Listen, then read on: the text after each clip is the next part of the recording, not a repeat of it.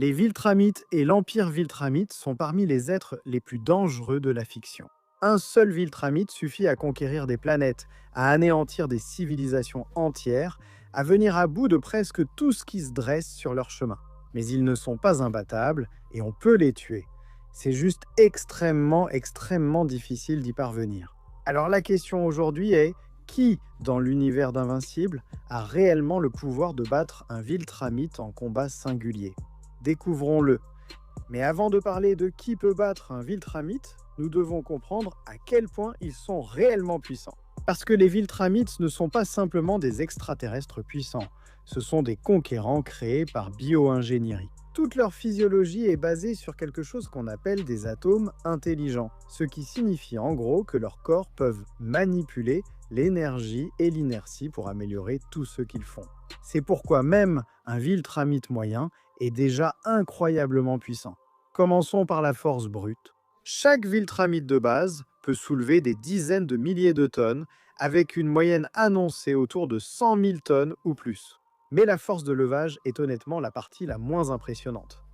Ce qui compte vraiment, c'est leur puissance de frappe. Les Viltramites peuvent traverser des montagnes d'un coup de poing, raser des villes simplement en volant et provoquer d'énormes ondes de choc rien qu'en s'affrontant. Quand on les évalue à un niveau supérieur, plusieurs Viltramites travaillant ensemble ont pu détruire une planète entière, ce qui montre à quel niveau de puissance ils opèrent. Même si cela nécessite plusieurs d'entre eux, cela signifie quand même que chaque Viltramite individuel agit au moins à l'échelle continentale. Et leur vitesse, qui est honnêtement l'une de leurs statistiques les plus abusées. Les Viltramites traversent la planète en secondes, réagissent en plein combat à des attaques à la vitesse de la lumière et combattent si vite que leurs affrontements deviennent flous. Leur vol et leur vitesse fonctionnent aussi en manipulant l'inertie et la gravité, ce qui signifie qu'ils ne sont pas limités de la même manière que la physique normale limiterait les mouvements lorsqu'on parle des Viltramites de plus haut niveau. Comme Invincible et Omniman, ils atteignent des vitesses de déplacement relativistes, voire supérieures à celles de la lumière, surtout dans l'espace, et leur vitesse de réaction est synonyme de leur vitesse de déplacement. Donc, même si le Viltramite moyen ne se déplace pas toujours aussi vite en combat, il agit quand même bien plus vite que presque tout le monde dans cet univers.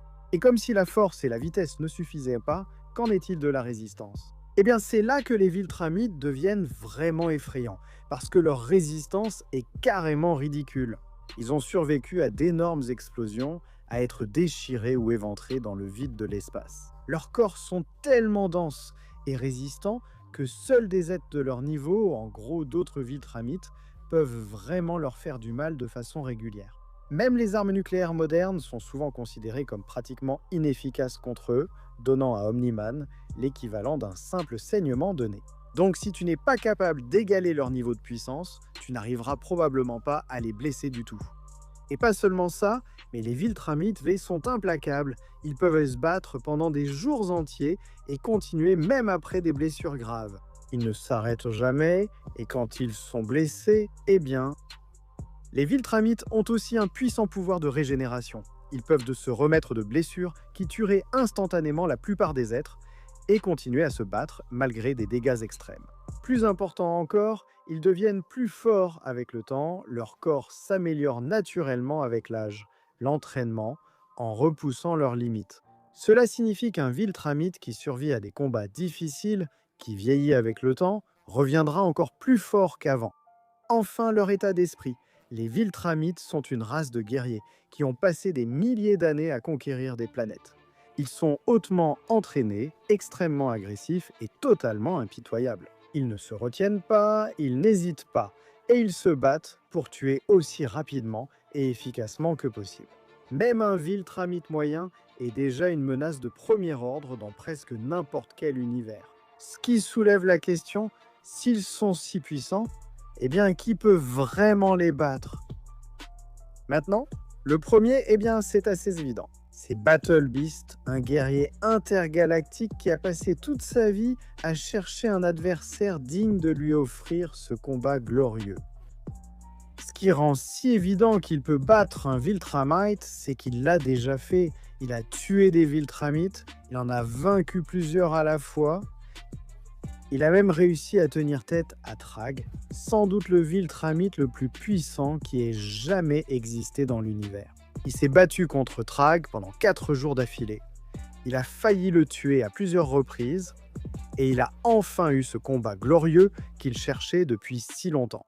Donc oui, Battle Beast est le choix le plus évident de cette liste. Une autre inclusion évidente, Alan l'Alien. Maintenant, au début, Alan pouvait se battre contre un jeune invincible, mais il était toujours dominé par des Viltrumites adultes plus puissants. Mais ensuite, Alan a vécu une expérience de mort imminente. Et comme on dit, ce qui ne te tue pas te rend plus fort. Parce qu'Alan était devenu assez fort pour se battre contre des Viltrumites de haut niveau comme Anissa et tuer plusieurs Viltrumites ordinaires. Et ça ne s'est pas arrêté là. Alan a subi une seconde transformation et est devenu encore plus fort grâce à cela, au point de pouvoir rivaliser avec Invincible et peut-être même avec Thrag lui-même. Ensuite, parlons de Tech Jacket. Zach Thompson ne paie peut-être pas de mine au premier abord, mais une fois qu'il enfile la Tech Jacket, il devient l'un des combattants les plus dangereux de l'univers d'Invincible. La combinaison est incroyablement avancée, c'est l'arme la plus puissante de l'univers, lui conférant une force démente, une durabilité exceptionnelle, la capacité de voler et un arsenal d'armes impressionnant. Il a affronté directement des Viltrumites et a réussi à tenir tête, allant même jusqu'à les blesser et les vaincre. Et le plus fou, c'est que la combinaison s'adapte et s'améliore avec le temps, donc plus Tech Jacket se bat, plus ses chances augmentent. Contre un Viltrumite standard, Zach a absolument ce qu'il faut pour gagner. Rexplode peut sembler être un choix étrange au début, mais ne le sous-estimez pas, nous l'avons déjà vu faire ça auparavant. Sa capacité à charger des objets avec de l'énergie explosive est bien plus dangereuse qu'elle n'en a l'air. Rex a blessé et même tué des adversaires bien plus forts que lui, simplement en étant intelligent et en utilisant ses pouvoirs de façon créative contre un Viltramite. Il ne s'agit pas de les surpasser en force, il s'agit de porter le bon coup. Rex a montré qu'il était prêt à tout, allant jusqu'à utiliser son propre squelette pour gagner. Maintenant, on peut dire que le Viltramite était affaibli avant, mais je ne pense pas qu'on puisse enlever ça à Rex. Sachant qu'il a donné sa vie pour ça, juste pour pouvoir battre un Viltramite, mais pas plus d'un. Maintenant, Powerplex est essentiellement conçu pour vaincre quelqu'un comme Invincible, et par extension, d'autres Viltramites. Toute sa capacité repose sur l'absorption d'énergie et sa redirection sous forme d'attaques dévastatrices. Et compte tenu de la puissance brute que les Viltramites déploient, cela joue en sa faveur. Plus il le frappe, plus il devient fort. Powerplex a déjà prouvé qu'il pouvait tenir tête à Invincible lui-même, le poussant à ses limites face à un Viltramite. Il ne fait pas que survivre, ils retournent leur propre force contre eux.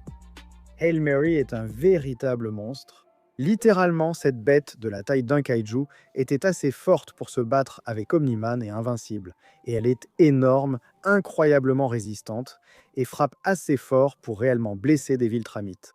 Bien sûr, ce n'est pas le combattant le plus intelligent, mais il n'a pas vraiment besoin de l'être. Avec sa taille et sa puissance impressionnante, Hail Mary peut submerger un Viltramite dans un combat direct.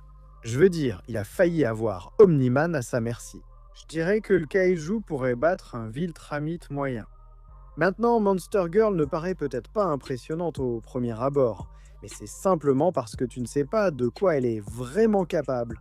Tu vois, les pouvoirs de Monster Girl lui permettent de se transformer en un énorme monstre destructeur enragé. Mais chaque transformation lui fait perdre un peu de son âge, donc elle devient de plus en plus jeune à chaque fois.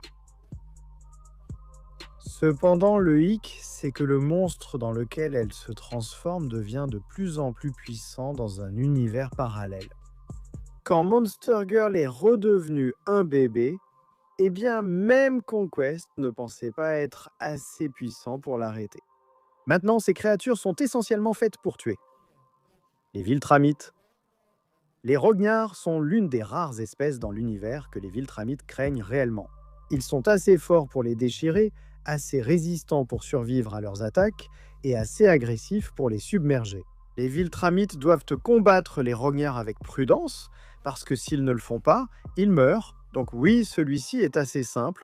Les Reanamen sont essentiellement des super soldats, amélioré conçu par D.A. Sinclair et ensuite perfectionné encore davantage. Ces créatures sont bien plus fortes que les humains et peuvent blesser des Viltramites en combat. Individuellement, ils peuvent avoir du mal, mais en groupe, ils représentent une menace sérieuse. Un nombre suffisant de Rhiannon travaillant ensemble peut absolument vaincre un Viltramite. Nous l'avons déjà vu se produire une fois auparavant. Je sais, l'immortel est un peu une blague. Cet homme n'arrive jamais à gagner un combat. Il ne peut pas gagner un combat, même si sa vie en dépend. Et souvent, c'est le cas. Mais donnons-lui le bénéfice du doute. Après tout, il est assez fort pour tenir tête à Omniman. Même s'il n'a pas gagné, il s'est vraiment bien battu. Il a aussi réussi à se battre contre une version alternative d'Invincible pendant 3 jours d'affilée, avant de finalement tomber. Il est résistant, expérimenté et bien immortel. Dans les bonnes circonstances, je crois qu'Immortel est assez puissant pour réellement vaincre un Viltramite et enfin gagner un de ses combats. Space Racer est l'un des êtres les plus dangereux de toute la série. Pas à cause de sa force, mais à cause de son arme. Son arme peut tirer des rafales qui transpercent littéralement n'importe quoi, y compris les Viltramites. C'est l'un des seuls personnages capables d'ignorer de façon fiable leur résistance hallucinante. Si Space Racer place un tir précis, le combat est pratiquement terminé. Robo est l'un des personnages les plus intelligents dans Invincible. C'est ce qui le rend si dangereux, car il existe plus d'une façon de vaincre un Viltramite. Bien sûr, avec le temps, Robo a pu s'améliorer au point de pouvoir réellement combattre physiquement l'un d'eux.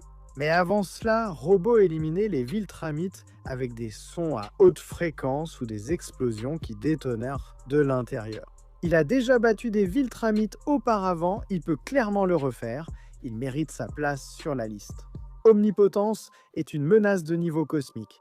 Ce type consomme des planètes entières pour survivre et sa puissance brute est d'un tout autre niveau comparé à la plupart des personnages de la série. Les Viltramites comptent sur leur force physique et leur résistance. Omnipotence agit bien au-delà de cette échelle. Face à lui, un Viltramite est complètement dépassé. Du moins, c'est comme ça que ça devrait fonctionner. En théorie, Omnipotence était si puissante qu'il a fallu que tous les héros de la Terre s'unissent pour le faire fuir la première fois. Mais il est revenu une seconde fois, soi-disant encore plus puissant qu'avant, et il s'est fait détruire par Dinosaurus à lui tout seul. Maintenant, Dinosaurus est cool, mais cela pourrait suggérer qu'Omnipotence n'est pas aussi puissant qu'il en a l'air. Quoi qu'il en soit, je pense qu'il peut figurer sur la liste. En parlant de Dinosaurus, c'est l'un des esprits les plus dangereux de la série. Il n'est pas seulement fort, il est stratégique, calculateur, prêt à tout pour gagner.